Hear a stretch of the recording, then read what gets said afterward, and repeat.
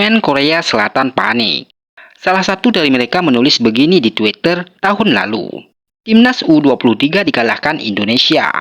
Lalu tahun ini, Timnas U17 juga dikalahkan Indonesia. Apalagi kali ini lebih parah lagi, karena kita tidak kalah dalam adu penalti.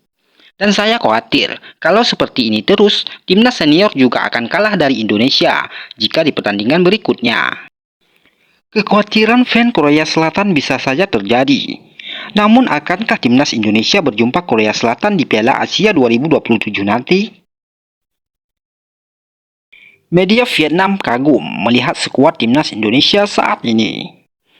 Timnas Indonesia resmi memanggil skuad termahalnya. Timnas yang benar-benar bisa melampaui prestasi Vietnam di kualifikasi Piala Dunia, tulis media Vietnam Soha. Dengan skuad yang sangat kuat saat ini, Timnas Indonesia dinilai mampu meraih poin dalam 2 laga lanjutan kualifikasi Piala Dunia 2026. Daftar 27 pemain tersebut dinilai sebagai daftar terkuat yang pernah dimiliki tim nasional Indonesia, tulis media Vietnam Soha. Pemain Timnas Indonesia, Calvin Verdong, mengakui tidak bisa berjalan-jalan dengan normal saat membela tim nasional. Sebab selalu ada orang-orang yang menghentikan lajunya untuk sekedar meminta foto. Calvin Verdong mengatakan dirinya sudah seperti superstar saat berbaju Timnas Indonesia. Semua orang mengenalnya, hingga meminta berfoto, meminta tanda tangan, dan memberikan hadiah.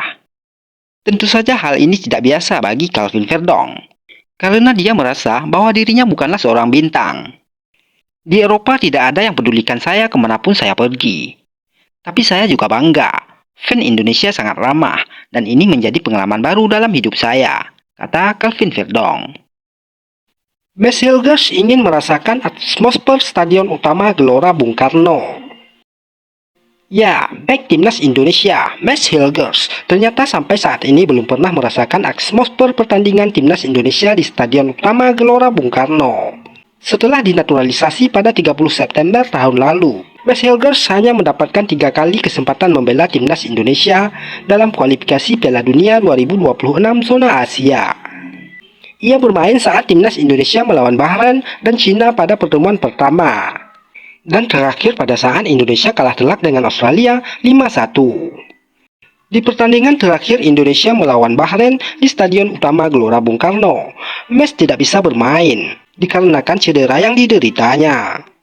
Akankah Mads Hilgers dapat bermain saat hadapi Cina di Gelora Bung Karno nanti? Eliano merespon soal pemberitaan dirinya yang dikaitkan dengan klub Malaysia. Sebelumnya, Eliano Regenders dirumorkan diminati klub asal Malaysia, Selangor FC. Kabar ini sebelumnya dihembuskan oleh salah satu jurnalis asal Malaysia. Namun pemberitaan ini ternyata diketahui oleh Eliano dan ia pun meresponnya dengan ekspresi tertawa. Dan dia memberi penegasan bahwa dirinya masih ingin bermain untuk klubnya saat ini, PEC Zwolle di Eredivisie. Hahaha, saya juga mendengarnya, rumor ke Selangor FC. Tapi saya lebih suka bertahan di PEC Zwolle di Eredivisie atau setidaknya di Eropa, karena saya masih muda, tegas Eliano. Komentar tengil warga Cina soal rumor Pascal Struijk gabung Timnas Indonesia. Ya, warga Cina mengaku heran dengan betapa cepat dan efisiennya proses naturalisasi di Indonesia. Berbeda jauh dengan negara mereka yang terkenal ribet dan lamban dalam urusan naturalisasi. Tak sedikit juga yang mengejek strategi PSSI, bahkan sampai menyebut Timnas Indonesia sebagai tim cadangan Belanda, karena banyaknya pemain keturunan dari Eropa. Jepang akan melakukan rotasi pemain di lanjutan kualifikasi Piala Dunia 2026. Potensi rotasi dalam skuad Jepang membuka peluang untuk Timnas Indonesia untuk mencuri poin. Namun usaha itu tidak akan mudah. Meski turun dengan tim pelapis, kualitas para pemain Jepang tak akan jauh berbeda. Pelatih Hajime Moriyasu kemungkinan memanggil sejumlah pemain baru untuk skuadnya. Menjadi tim pertama yang lolos ke Piala Dunia 2026, Moriyasu juga kemungkinan akan melakukan eksperimen taktikal pada 2 laga terakhir.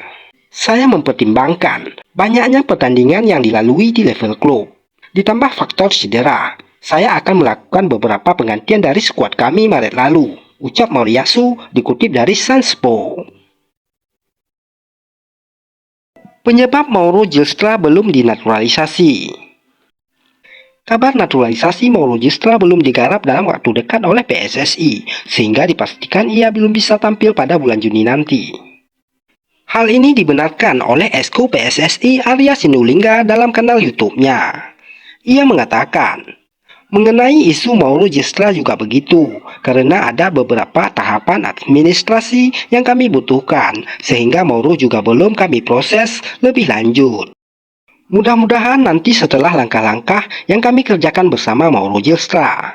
Dan juga ada proses-proses yang bisa kami lakukan untuk pemain yang satu ini.